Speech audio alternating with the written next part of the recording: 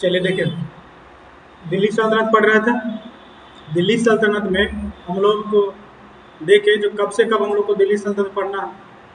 दिल्ली सल्तनत कब से कब तक? 1206 से 1290 दिल्ली सल्तनत के बीच हम लोग को देखना था टोटल। उसमें सबसे पहले हम लोग किस वंश को देखे थे? गुलाम वंश को देखे थे। और गुलाम वंश था 1206 से लेकर 1290 के बीच में। गुलाम वंश में सबसे पहले हम लोग कुतुबुद्दीन ऐबक के बारे में देख लिए थे। विधायक का झोपड़ा कुतुब मीनार का निर्माण शुरू करवाया था। ये सारे चीज देखे थे। लाख बख्श, पील बख्श उसको कहा जाता था। कुरान खा के नाम से जाना जाता था। बख्तियार काकी की याद में बनवाया था। ऐबक जनजाति का था।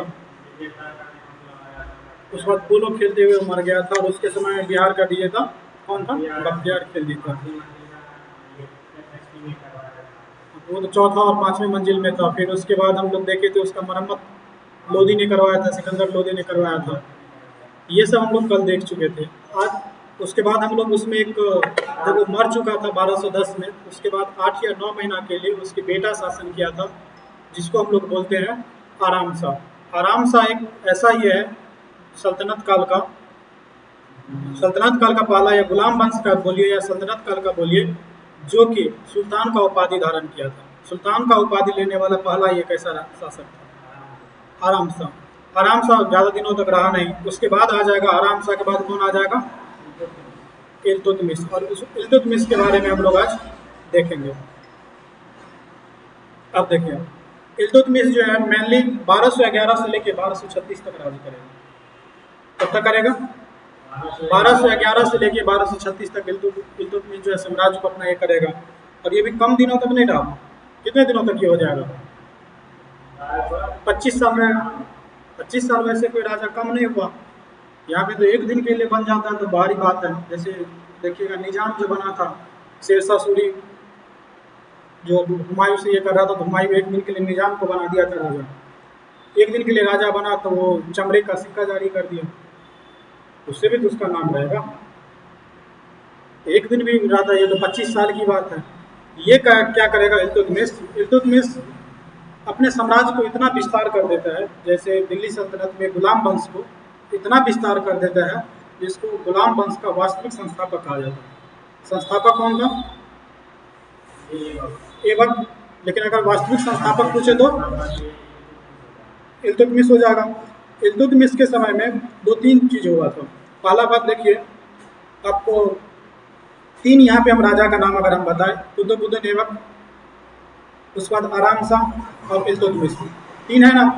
पहला क्या था? गुलाम था। किसका गुलाम? गौरी का गुलाम। क्या दूसरा किसी का गुलाम रहा? आराम शाह किसी का गुलाम रहा? नहीं रहा। वो सुल्तान की उपाधि ले लिया, गुलाम तो रहा नहीं। उसके बाद दूसरे नंबर पे गुलाम कौन आया? इल्तुतमिश। इसीलिए इल्तुतमिश को क्या कहा जाता है? गुलामों का गुलाम। जैसे कल बताया था ना, बेटा का बेटा पोता, उस तरह गुलामों का गुलाम का इल्तुतमिश हुआ था। इसके समय में एक चीज और हुआ था। चंगेज खां जो था उस समय, चंगेज खां का नाम अभी सुने होंगे, बहुत ही खतरनाक था, खूंखार अपराधी था। चंगेज खां एक का पीछा कर रहा था, मंगवर्णी का पीछा कर रहा था। चंगेज खां मंगोल के रहने वाले थे। वो आदमी को जैसे काली जी ने पहने रहते मुंडे, काट के पहन लेता था, इतना खतरनाक था।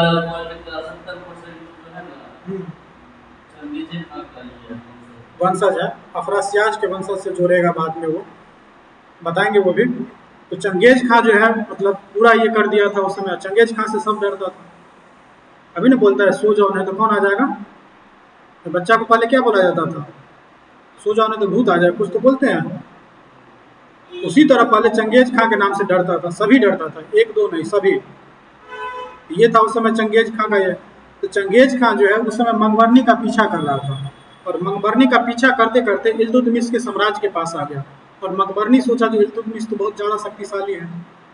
जैसे मान लेते हैं अगर हमको पता चला इस मोहल्ला में कोई बहुत शक्तिशाली है और मेरा कोई बहुत पीछा कर रहा है, तो उसके घर पे तो हम चल जाएंगे, जो मेरा बचा हमको जान बचा लेगा वो।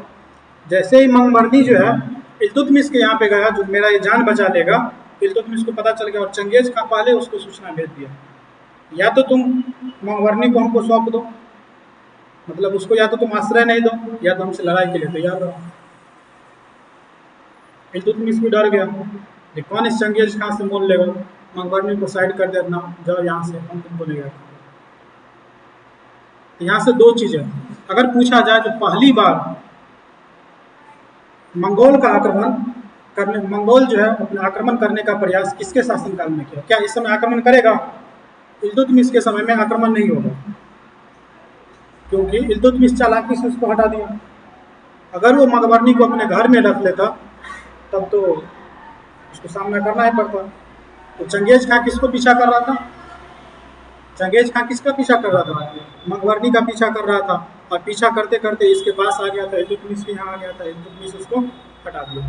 उसके बाद इल्तुतमिश क्या किया, ये सब इल्तुतमिश याद रखिएगा। पहला ये वास्तविक संस्थापक, दूसरा गुलामों का गुलाम, तीसरा ये इसके समय मंगोल आक्रमण होने वाला था, क्योंकि चंगेज खां जो है उस समय मंगवर्णी का पीछा कर रहा था, हालांकि अपनी सूझबूझ से मंगोल आक्रमण को टाल दिया।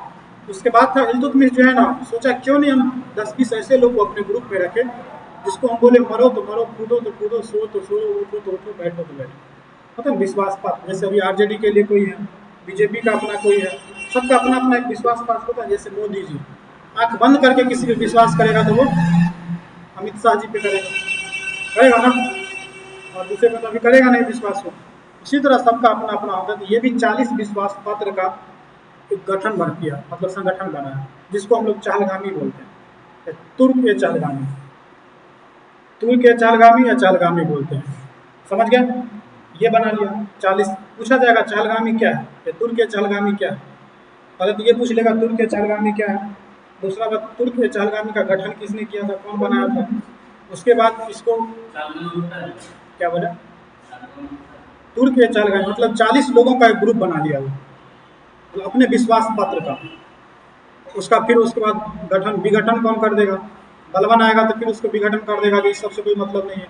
जैसे मान लेते हैं अभी हम राजा हैं यहाँ पे, हम तो चाहेंगे ना हम 40 लोगों को बना लें, अब मेरे बदले जब कोई आएगा, जैसे अभी मान लेते हैं अभी मोदी जी हैं, तो अपना पीए, अपना पीएस, पर्सनल सेक्रेटरी, सबको अपने विश्वास पात्र को बना होंगे। मान लेते हैं जब मोदी जी प्रधानमंत्री नहीं रहेंगे, राहुल बाबा प्रधानमंत्री बन जाए, क्या उसी सबको रहने देंगे? वो सबसे पहले तो उसी को हटाएंगे। इसीलिए इल्तुतमिश के बाद जो भी राजा आ जाएगा वो चाहेगा सबसे पहले तुर्क ए चालगामी को हटाएंगे, नहीं तो बॉडी रहेगा मेरे पास और मन रहेगा उसका उसी के पास, उसी के लिए काम करेगा।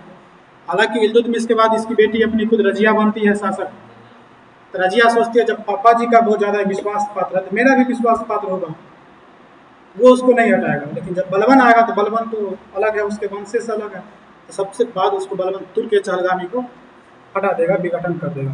तो यहाँ से 3 क्वेश्चन बनेगा, तो तुर्क ए चालगामी का गठन किसने किया? इल्तुतमिश ने किया। तुर्क ए चालगामी क्या था? 40 विश्वास पात्र लोगों का एक संगठन था, ग्रुप था। इसका विघटन कौन कर देगा? बलवन। इल्तुतमिश तो बनाया है, समझे? उसके बाद ये इल्तुतमिश एक चीज और किया, ये 2 सिक्का चलाया, चांदी का पीतल और तांबे का टंका। चांदी का जो सिक्का चला है उसको पीतल बोले, और तांबे का जो सिक्का चला है उसको टंका बोले। टंका टंका टंका, तो पीतल नहीं, जीतल और टंका चलाया, ये सारी चीज उनमें चलाया। उसके बाद उस समय एक और ये चीज का गठन किया था, जो जैसे सेंट्रलाइज लेवल का होता है ना, सेंट्रल लेवल पे एक मतलब आपको सेना का गठन किया। जैसे अभी बिहार पुलिस भी है, सीआरपीएफ भी है। सीआरपीएफ किसका? सेंट्रल का। सेंट्रल लेवल पे एक संगठन बनाया केंद्रीय सेना का, जिसको हस्मे क्लब का नाम दिया।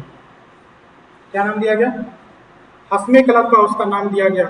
उसके बाद इसी के समय में, इल्तुतमिश के समय में, एक बहुत बड़ा एक लेखक रहता था जिससे क्वेश्चन बार बार पूछा जाता है, मिनहाज उस सिराज, या मिनहाज काफी है, मिनहाज रहता था, जिन्होंने लिखा था तबकाते नासिरी। क्या लिखा था?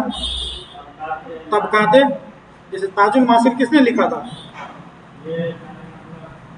ऐबक के दरबार में रहता था हसन निजामी, जिसमें क्या लिखा था? ताजुल मासिर लिखा था। उसी तरह इसमें कौन रहता था? मिनहाज रहता था, और ये तबकाते नासिरी लिखा। इसी से बिहार का भी पता चलता है। अपने तबकाते नासिरी में ये मिनहाज जो है बिहार के बारे में भी चर्चा की, इसलिए मिनहाज बहुत ज़्यादा इंपॉर्टेंट है। समझ गए? उसके बाद एक न्याय का जंजीर लगाया ये बात देंगे इसमें।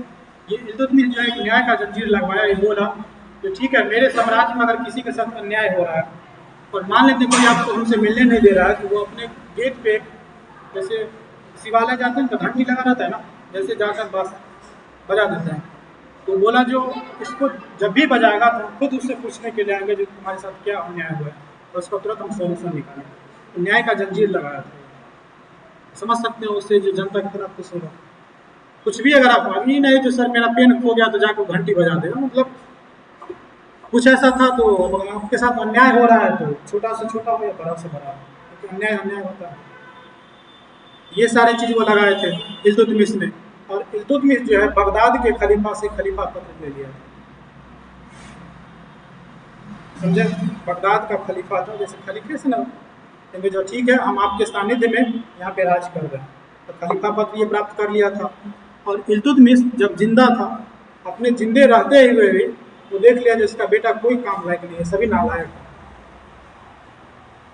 तो अपने जीते जी अपने बेटी को अपना उत्तराधिकारी घोषित कर दिया, और उसकी बेटी थी रजिया सुल्तान। वही जो है दिल्ली सल्तनत की पहली महिला शासिका बनी थी रजिया सुल्तान। एक लेखक के बारे में बताया तो लेखक बोली थी जो रजिया अगर मर्द रहती तो दिल्ली सल्तनत और या गुलाम वंश और बहुत दिनों तक चलता। मतलब वो बलवानी क्या इल्तुतमिश से भी अच्छा राजा अपने आप को सिद्ध कर देते। हालांकि रजिया तो राजा बनी, लेकिन रजिया कोई काम उतना नहीं कर पाई। और पता नहीं किसी को भाग्य साथ नहीं देना, ये भी बोल सकते हैं। बेचारी शादी भी की, शादी बोला जाता है ऐसे लड़के से किया जो उसका ट्रेनर था, ट्रेनिंग देता था। ट्रेनिंग ट्रेनिंग जो होता है ट्रेनर, जैसे घोड़ा सीखने के लिए होता है, जिम करने के लिए होता है, ऐसा बोला जाता है। हकीकत जो भी हो, उससे किया। उस लेके भी इस लोग को दिक्कत था जो आखिर एक रानी होकर उससे कैसे शादी कर रही है, उससे शादी किया। फिर उसको जेल में डाल दिया गया, रजिया को किसी न किसी कारण बस उसको जेल में डाल दिया गया। जब जेल में डाल दिया गया तो वहाँ के जो स्टाफ थे उसे शादी करने का प्लान बनाया, तो यहाँ से शादी कर लेंगे और यहाँ से भाग जाएंगे। वहाँ पे शादी की, शादी उससे भी कर ली वहाँ पे। वो शादी करने के बाद भागी और जंगल में दोनों को मार दिया गया। बेचारी शादी करते करते ही मर गई। तो रजिया का कहानी मतलब अंत बहुत ही अच्छा नहीं रहा, रजिया का अंत हो चुका था। ये इल्तुतमिश के समय में था। और इल्तुतमिश के समय में एक बिहार और बंगाल पे जो है ना एक इवाजा नाम का एक व्यक्ति रहता था, इवाजा, जो अपने आप को गयासुद्दीन की पदवी धारण किया। हम गयासुद्दीन हैं, वही पढ़िएगा बाद में, गयासुद्दीन तुगलक भी पढ़ेंगे। ये ज़्यादा इम्पोर्टेंट नहीं था, लेकिन रजिया को अपना उत्तराधिकारी घोषित किया, न्याय का जंजीर लगवाया। ये सब इसमें यहाँ पे बहुत ज़्यादा इम्पोर्टेंट था। उसके बाद 1226-27 में ये बंगाल को भी नियंत्रित करने का कोशिश किया था, हुआ नहीं था। ये भी कभी कभी पूछा जाएगा किसके समय में बंगाल और बिहार पे पहली बार आक्रमण देखने को मिला था। इल्तुतमिश के समय में देखने को मिला था, तो इल्तुतमिश के समय में लिख लेते हैं। ये इल्तुतमिश के बारे में याद रखना पड़ेगा। पहला, ये इल्तुतमिश जो है दिल्ली सल्तनत गुलाम वंश का वास्तविक संस्थापक था। लिखिए लिखिए, इसको लिखाते हैं।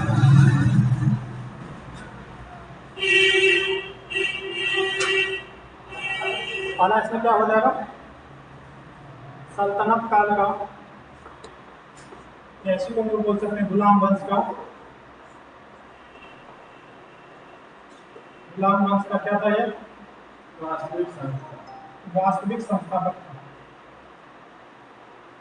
ठीक है, इस पॉइंट को लिख लीजिए, गुलाम वंश का वास्तविक संस्थापक।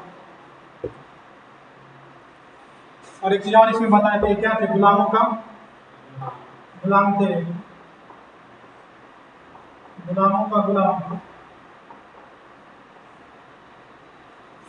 गुलाम वंश का वास्तविक संस्थापक। वास्तविक संस्थापक क्यों होगा वो बता चुके हैं।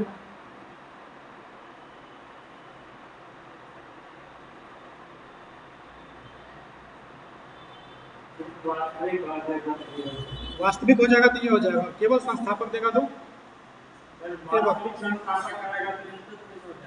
केवल संस्थापक। लिख लिया गुलामों का गुलाम। उसके बाद लिखिए इसके समय में क्या हुआ, मंगोल आक्रमणकारी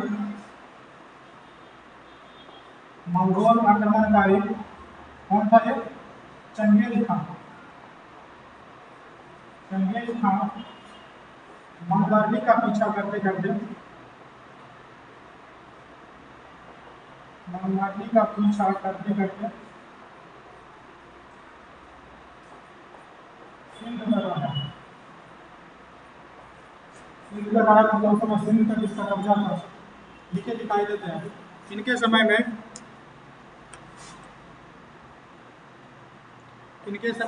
मंगोल आक्रमणकारी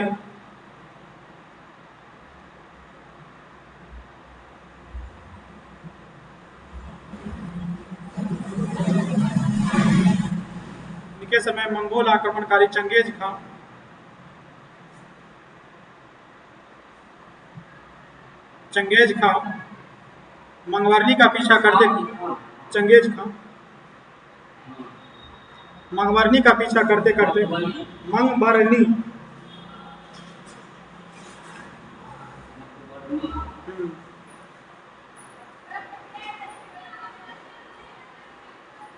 मंगवर्ली का पीछा करते करते सिंधु नदी तक आया।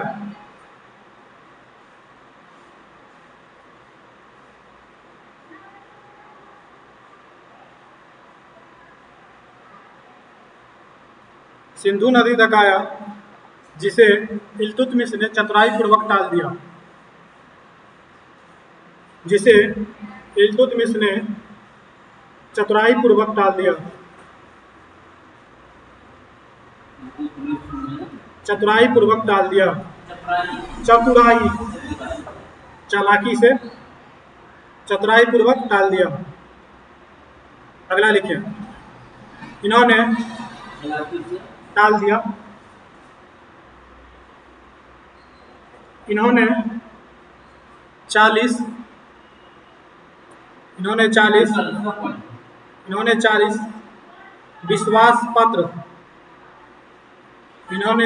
विश्वास पात्र सरदारों का एक संगठन बनाया।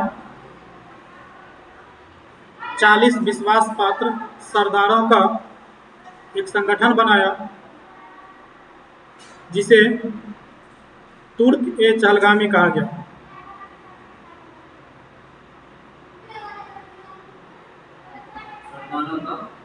एक संगठन बनाया जिसे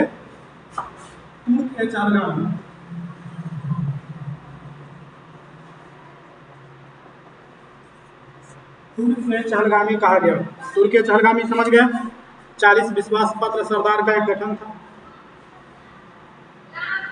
जिसे बाद में बलबन ने समाप्त कर दिया।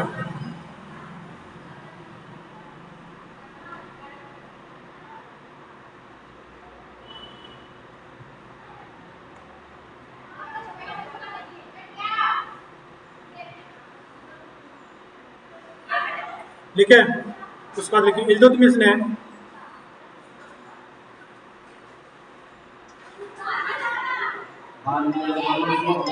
बलबन ने समाप्त कर दिया।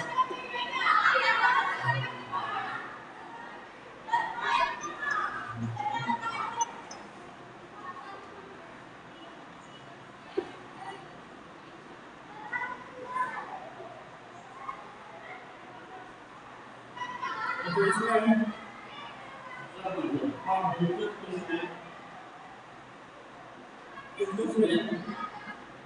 कॉपर का जीता कॉपर का पीतल बोल रहे हैं। जीता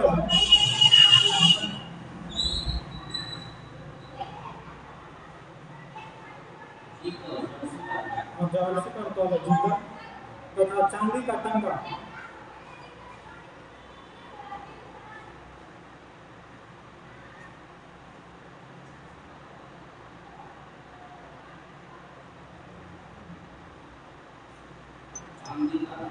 चांदी का टन का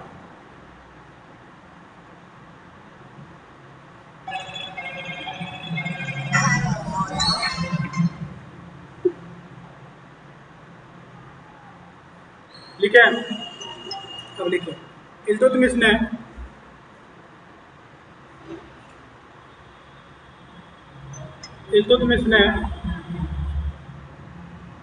हस्मे कलम, हस्मे कलम नामक टन का नामक वो सिक्का चलाया, नामक वो सिक्का चलाया।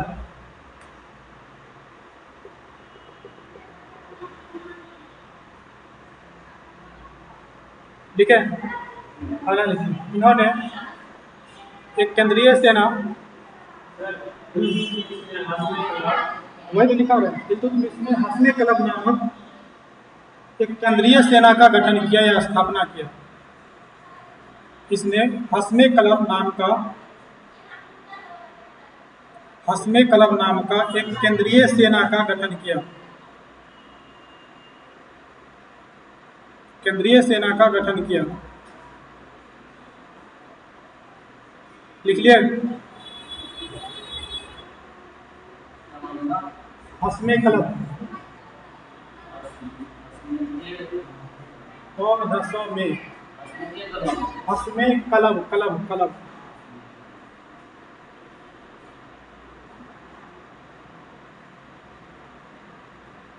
लिखे? अगला लिखे। इनके दरबार में मिन्हाज रहते थे या मिन्हाज उल सिराज रहते थे। इनके दरबार में मिन्हाज उल सिराज रहते थे। मिन्हाज याद रखिएगा, मिन्हाज, बस इतना ही याद रखिए, मिन्हाज बहुत ज़्यादा फेमस है ये। मिन्हाज उल सिराज वैसे उसका नाम, मिन्हाज उल सिराज रहते थे जिन्होंने तबकाते नासरी लिखा। उल सिराज मिन्हाज भी लिख दीजिए, काफ़ी है। जिन्होंने तबकाते नासरी लिखा, जिन्होंने तबकाते नासरी लिखा, जिन्होंने तबकाते नासरी लिखा। लेखक कवि रहते थे जिन्होंने तबकाते नासरी लिखा। बुक है तबकाते नासरी, तबकाते नासरी।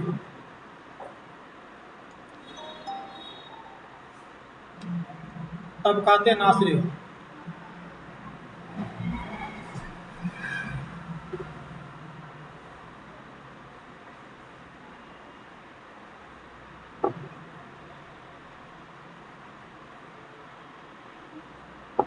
लिखे?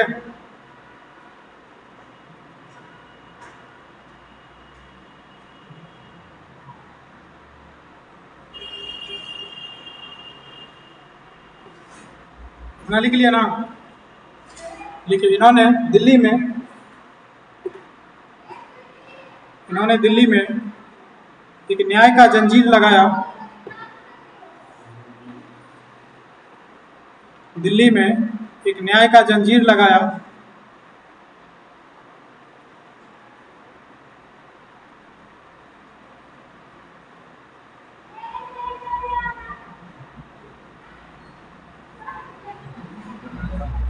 दिल्ली में एक न्याय का जंजीर लगाया तथा बगदाद 1229 में, तथा 1229 में, 1229 में बगदाद के खलीफा से, बगदाद के खलीफा से खलीफा पत्र लिया।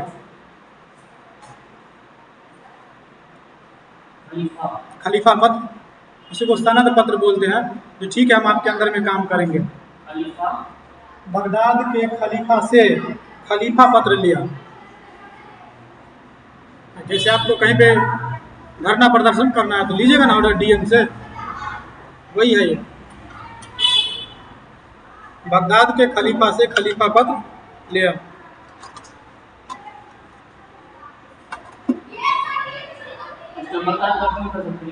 बगदाद का खलीफा नाम जानिएगा, नाम लिखना पड़ेगा। बगदाद का खलीफा से बता रहे। अगला लिखिए। इन्होंने अपने जीवन काल में, इन्होंने अपने जीवन काल में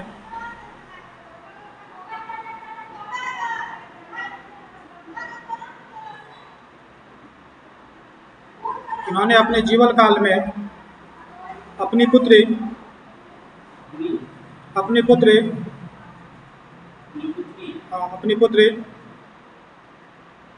उस समय खलीफा था अल मुस्तनसीर बिल्लाह, रजिया सुल्तान को उत्तराधिकार नियुक्त किया। समझे? अपने जीवन काल में ही अपनी पुत्री रजिया को उत्तराधिकारी घोषित किया। समझे? उस समय कौन था खलीफा? अल मुस्तनीर बिल्लाह।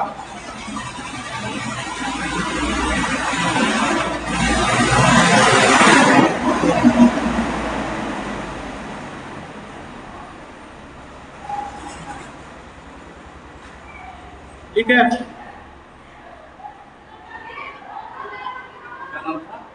अल मुस्तनीर बिल्लाह, वैसे सब नहीं पूछेगा कभी।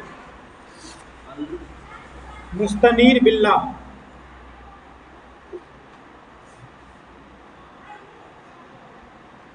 कितना लिख लिया ना?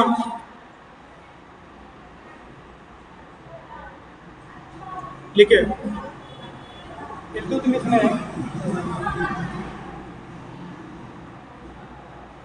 इल्तुतमिश ने 1226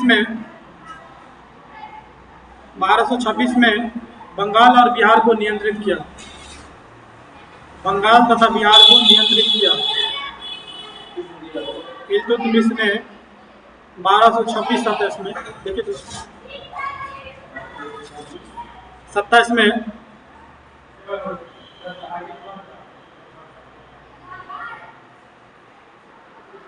1226-27 में 1226 से लिखे। 1226 में बंगाल और बिहार को नियंत्रित किया। बंगाल और बिहार को नियंत्रित किया। ये भी पूछा जाता है किस दिल्ली सल्तनत के समय में बिहार पे पहली बार नियंत्रण हुआ? तो इल्तुतमिश के समय ही हुआ। तो इल्तुतमिश समझ गया? कोई दिक्कत इल्तुतमिश के समय में? इल्तुतमिश में कोई दिक्कत नहीं ना? अब इसके बाद कौन आएगा? रजिया। इल्तुतमिश में क्या सब पढ़े? सबसे पहले वास्तविक संस्थापक था, ध्यान से सुनिएगा, गुलामों का गुलाम था। इसके समय में चंगेज खां का आक्रमण हो रहा था, लेकिन ये चतुराई पूर्वक उसको टाल दिया। तुर्क के चालगामी का गठन किया। 2 सिक्का चलाया, चांदी का जितल और पीतल का टंका, ये चलाया उसको। केंद्रीय सेना हस्मे क्लब का गठन किया। इनके दरबार में मिनहाज रहता था, जिन्होंने तबकाते नासरी लिखा। न्याय का